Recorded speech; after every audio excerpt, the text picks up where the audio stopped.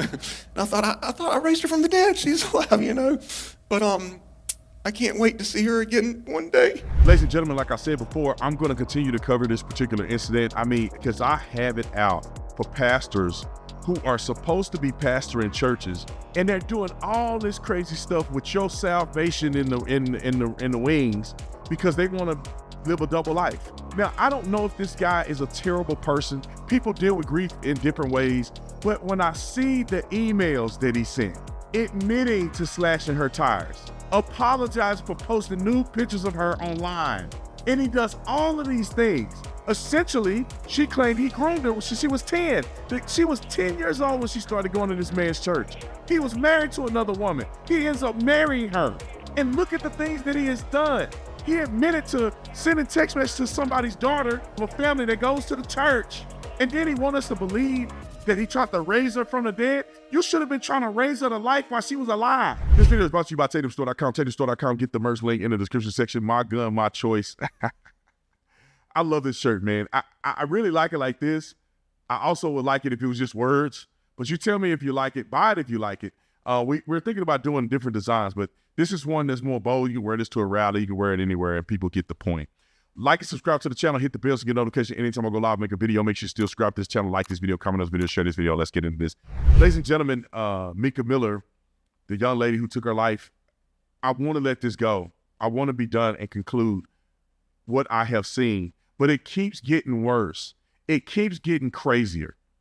We now have factual information, case reports, claims, emails, the family's talking to reporters. I've seen plenty of articles, plenty of reports. A lot of this stuff has been validated, verified. This pastor met this young girl when she was 10 years old at his church. She claimed around 10 to 14 years old, he groomed her, which would not be shocking because he actually cheated on his wife with Mica. Think about this for a minute, and then we're going to get to the video that I want to play. He was with his wife at 25 years old. This girl was 10. Mica was 10. Then Mica is making a claim that he groomed her since she was little. It's not far-fetched because he actually cheated on his wife with Mica. He admitted to it. So it makes sense that he probably was grooming her and he wanted to be with her. He ended up cheating on his wife with her, ended up marrying Mica in front of the church. They should have told him to sit down back then, but they let him keep preaching. Then him and Mica separated. They can see other people.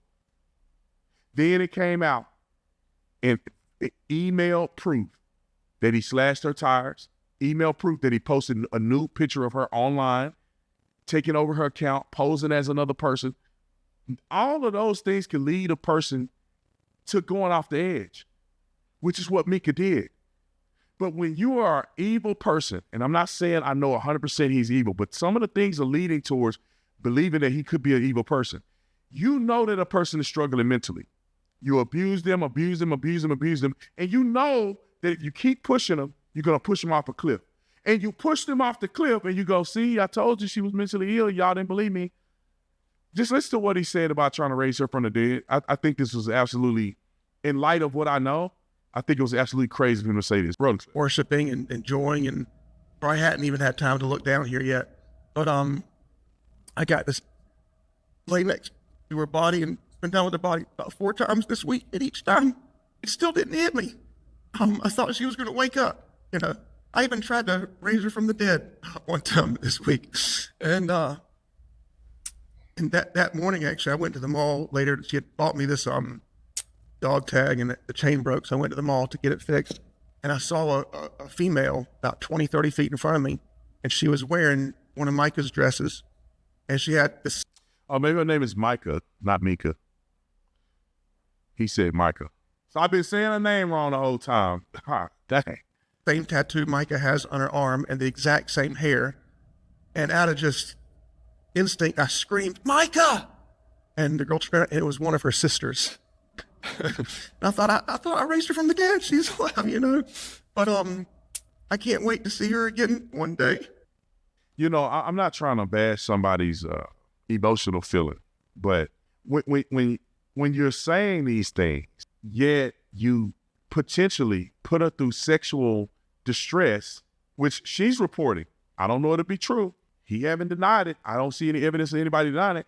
You had her, what she said, sleeping with animals, homeless people, and making her have sex with you 3 or 5 times a day.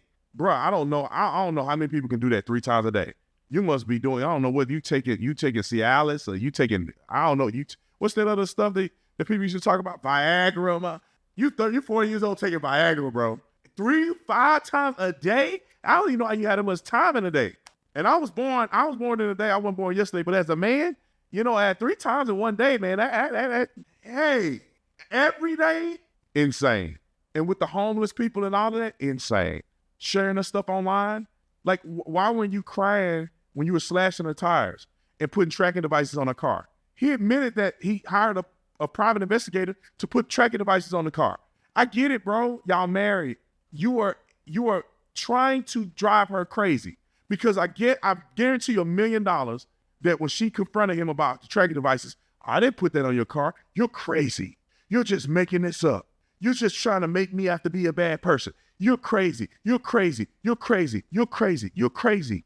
Nobody's going to believe you. I'm the pastor of the church. You're crazy. You're crazy. I'm going to tell everybody you're crazy. They're never going to believe you. You say that to a person enough, you drive them crazy. I think Mica was probably a victim of this. People crazy. Women crazy, though. I'm not trying to act like there's no possibility that she could be a nut job. But when you look at the things she's accused him of and the things he's admitted to, it's a pattern there. It's a pattern when you can do a whole sermon. Your wife is now, your ex-wife, you guys have only been separated for a small period of time. People have videos and pictures of him with another woman already. But she going, and you loved her, and she go and do that to herself. How could you do a sermon and not even do an altar call? I can see a person pushing through doing a sermon because God's business comes first, and then you do an altar call because you're finishing God's business. But when you do a sermon and you just go into this and tell nobody to talk about it and all this other stuff, you just kind of pray and walk off the stage, you owe it to your church to do some Q&A or something. And if you're not prepared to do Q&A, don't mention it to the people of your church. And I'm going to tell you why this is so abusive, and I'll be done. This is not only potential abuse to Mica, this is church abuse, pastoral abuse. You put the church through infidelity with your first wife, cheating on them with Mica. Then you put them through another scenario of you and Mica separating. Then you'll put them through the scenario of now all these lies are coming out and all this deception, evilness from the man that's supposed to be their pastor, putting them in a position to forgive you the first time when you cheated on your wife with Mica. And then now you want them to forgive you a second time with you potentially forcing her to suicide. It's insane to me, y'all. It's insane. I want to let this go, but I can't, because pastors should be ashamed of themselves acting like this.